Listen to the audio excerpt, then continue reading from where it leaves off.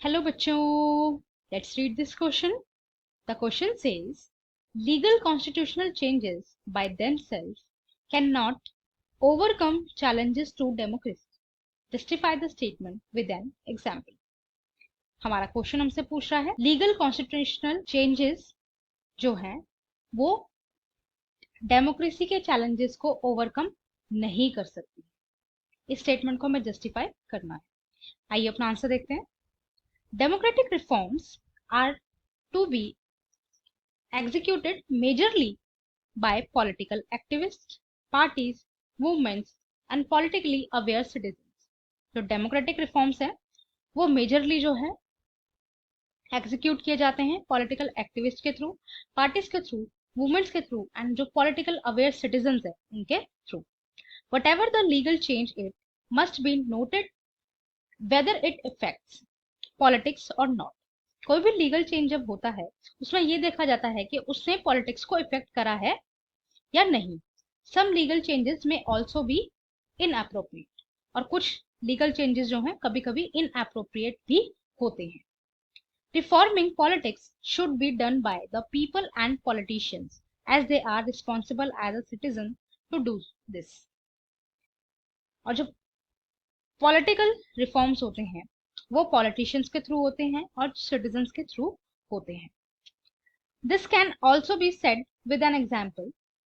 In cricket, leg before wicket LBW is given to the batsman.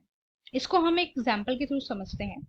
Cricket के अंदर leg before wicket यानी LBW जो है batsman को दिया जाता है कि अगर वो LBW यानी उसके पैर पे अगर बॉल लग जाती है तो वो आउट कहलाएगा.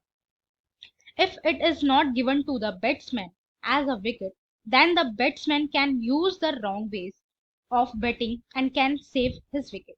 अगर ये वाला रूल ना ही बनाया जाता बैट्समैन के लिए तो इस कंडीशन के अंदर जो बैट्समैन है वो इसको रॉन्ग तरीके से यूज कर सकता है और अपनी विकेट को बचा. राइट.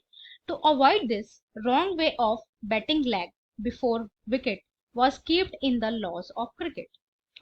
इस पूरे प्रोसेस को अवॉइड करने के लिए ही LBW जो है क्रिकेट के लॉज के अंदर एक्सेप्ट किया गया है.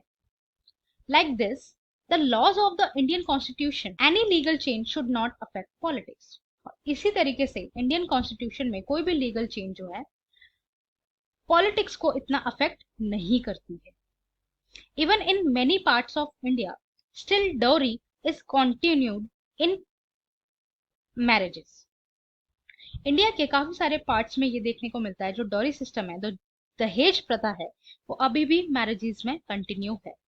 यानी लीगली तौर पे तो उसको बैन कर रखा है, उसको मना कर रखा है, वो पनिशेबल ऑफेंस है सोसाइटी के लिए, बट फिर भी वो प्रैक्टिस किया जाता है. अबॉलिशिंग चाइल्ड मैरिज को भी अबॉलिश किया गया है लेकिन फिर भी ये देखने को मिलता है इंडिया में. And compulsory education for children is still not completely followed through out the country.